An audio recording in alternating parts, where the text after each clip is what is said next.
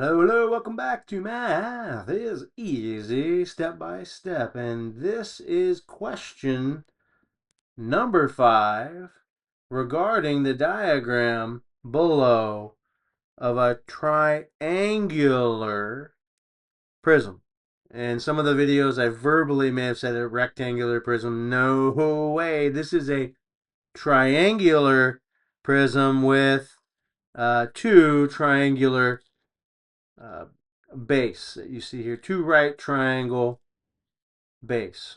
We have a triangle here. And if you've been watching my videos, especially video question number 4, where I talk about finding the perimeter of the largest rectangular shape of this triangular prism. Ooh, say that 5 times fast. Then you know I've described all the shapes within this diagram. Hey, let's just get right on down to it. Let's get to that question. If you've seen this shape before, it's pretty straightforward. I explain it, and I will go even more in depth in breaking this shape down in this particular video. So the question is, what is the total area? I'm going to say it again. Total area of the right triangular prism. Your answer should be in square meters. That's what you see here, meters square. And you're going to input your answer as you see it right here. I will get into more in-depth understanding of this particular question and the diagram in the coming videos for this test question number 3 regarding that triangular prism. So let's review some key knowledge, skills, and abilities, right? Let's review some key knowledge, skills, abilities that you need to have. Oh, baby, we got some shaking happening again. I'm sorry, there's a little shaking happening. Apologize for that. These are some things you really need to know in order to answer this question. Area is the measurement of two-dimensional or 2D shapes, right? It's the surface measurement.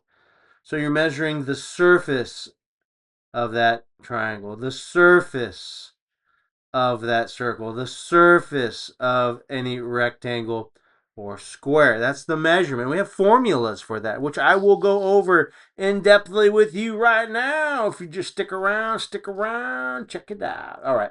So in the question number 4, I went over different types of triangles. I'm not going to go over it again. You can watch that question number 4 videos and understand these here, right? But the area for a triangle is the same. It's 1/2 times the base length value times the height value every time. All right, that's the area. So that's the area of a triangle. Let's take a look here. The area, and I'll leave this here. The area of a square, right? The area of a square or a rectangle. They are both the same. I'm going to show you that here, and I want to explain this just a little bit. So we have all sides equals a square, opposite sides equals a rectangle. In order to find the area of both of these shapes, it's base times height.